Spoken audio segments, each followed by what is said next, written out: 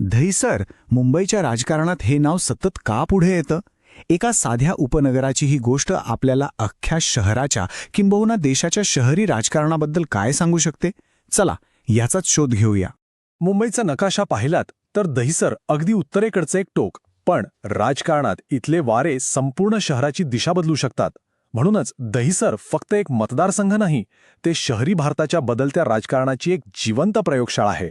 पण मग मूळ प्रश्न हा आहे की असं नेमकं काय झालं की अवघ्या एका दशकात दहिसरचा राजकीय नकाशा पूर्णपणे पालटला? हा फक्त एक योगायोग होता की यामागे काहीतरी ठरवून केलेलं होतं? आपण याच प्रश्नाच्या मुळापर्यंत जाणार आहोत. या सगळ्या बदलाची सुरुवात होते एका विशिष्ट वर्षापासून. चला मागे जाऊया त्या निर्णायक क्षणाकडे. 2014 हे फक्त एक वर्ष नाहीये. दहिसरच्या राजकीय इतिहासातला हा एक टर्निंग पॉइंट आहे.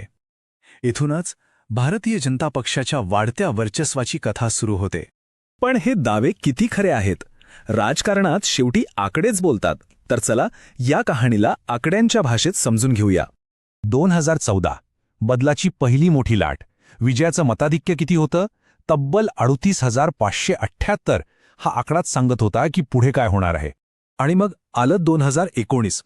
मताधिक्य बघा, 63,917.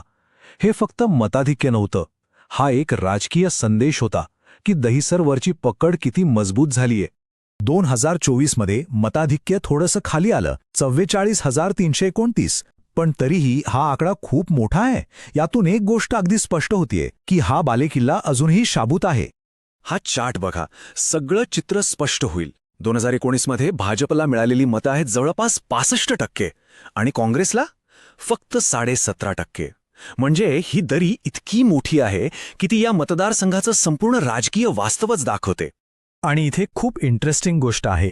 जसजसं मतदानाचं प्रमाण वाढत गेलं ना, 2009 मध्ये 47%वरून 2024 मध्ये जवळपास 59%पर्यंत, तसतसं भाजपचा मताधिक्यही वाढताना दिसलं. याचा अर्थ काय? तर जे नवीन मतदार बाहेर पडले त्यांनी बदलाच्या बाजूने मतदान केलं. आणि हेच आपल्याला एका महत्त्वाच्या मुद्द्याकडे घेऊन जातं. लोकशाहीमध्ये प्रत्येक मत महत्त्वाचं असतं आणि माहितीपूर्ण सार्वजनिक चर्चा ही अत्यंत आवश्यक असते. प्रत्येकाला सन्मानाने आपलं मत मांडण्याचा अधिकार आहे, पण त्याचबरोबर आपली जबाबदारी ओळखून बोलणं हे आपल्या घटनात्मक मूल्यांचाच एक भाग आहे. पण हे आकडे हे फक्त निर्जीव आकडे नाहीत. या प्रत्येक आकड्यामागे आहेत दहिसरचे सामान्य लोक, त्यांच्या आशा, त्यांच्या अपेक्षा आणि त्यांच्या रोजच्या जगण्यातल्या समस्या. आता या काचं उत्तर शोधण्यासाठी आपल्याला त्यांच्या जगात जावं लागेल. दहिसरमध्ये खरं तर दोन वेगवेगळी जगं एकत्र राहतात. एका बाजूला उंच इमारतींमधला मध्यमवर्गीय समाज आणि दुसऱ्या बाजूला मतदारसंघाची जवळपास अर्धी लोकसंख्या असलेल्या त्या गजबजलेल्या झोपडपट्ट्या. आणि या लोकांच्या समस्या काय आहेत? त्या अगदी रोजच्या आहेत. पावसाळ्यात रस्त्यावर पाणी साचणं, झोपडपट्टी पुनर्वसनाचा रखडलेला प्रश्न, पाणी आणि स्वच्छतेची समस्या, रोजची ट्रॅफिकची डोकेदुखी. या समस्या फक्त डोकेदुखी नाहीत, त्या प्रत्येक निवडणुकीचं भविष्य ठरवतात. आणि इथेच राजकारणाचा खरा कस लागतो. कारण या दोन्ही गटांच्या अपेक्षा वेगवेगळ्या आहेत. मध्यमवर्गीयांना चांगल्या पायाभूत सुविधा हव्या आहेत, विकास हवाय, तर झोपडपट्टीतील लोकांना हक्काचं घर, स्वच्छ पाणी आणि मूलभूत सुविधा हव्या आहेत. जो पक्ष या दोन्ही गरजांमध्ये ताळमेळ साधतो तोच यशस्वी होतो. बरं, इतकं वर्चस्व असतानाही राजकारणात काहीही कायम नसतं हे आपल्याला माहिती आहे. मग जर एखाद्याला दहिसरमध्ये आव्हान उभं करायचं असेल तर त्याला काय करावं लागेल? नेमकी कोणती रणनीती वापरावी लागेल? चला याचाच विचार करूया. एका अभ्यासामध्ये एका खास रणनीतीचा उल्लेख सापडतो, चतुर्मुख सिद्धांत.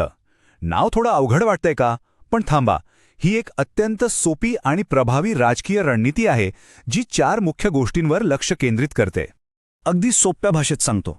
पहिलं, एकजूट, कारण मतं विभागली की फायदा सत्ताधारी पक्षालाच होतो. दुसरं, मजबूत संघटना, कारण बूथवरचे कार्यकर्तेच निवडणुकीच्या दिवशी लोकांना घराबाहेर काढतात. तिसरं, लोकांच्या नागरी समस्यांवर बोट ठेवणं, कारण हे मुद्दे थेट लोकांच्या काळजाला हात घालतात.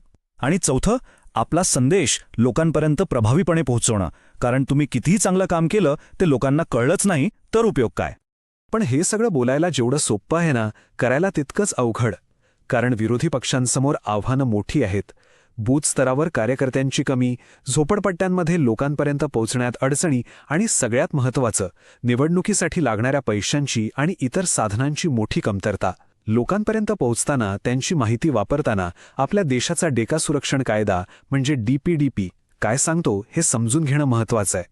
लोकांच्या खाजगी आयुष्याचा आणि त्यांच्या संमतीचा आदर करणं हे कोणतेही लोककेंद्री कामाचा पाया आहे. दहीसरची ही गोष्ट फक्त एका मतदारसंघापुरती नाहीये. यातून आपल्याला संपूर्ण भारतातल्या शहरी राजकारणाचं भविष्य कसं असेल याची एक छोटीशी झलक मिळते. चला त्या मोठ्या चित्राकडे एकदा पाहूया. आणि शेवटी हाच तो लाख मोलाचा प्रश्न आहे जो दहीसरची ही कहाणी आपल्या समोर ठेवते की आपल्या शहरामधल्या निवडणुका त्या मोठ्या राष्ट्रीय मुद्द्यांवर जिंकल्या जातात की गल्लीतलं तुंबलेलं गटार साफ करण्याच्या आश्वासनावर. या प्रश्नाच्या उत्तरातच भारताच्या शहरी राजकारणाची पुढची दिशा दडलेली आहे. विचार करण्यासारखा प्रश्न आहे नाही का?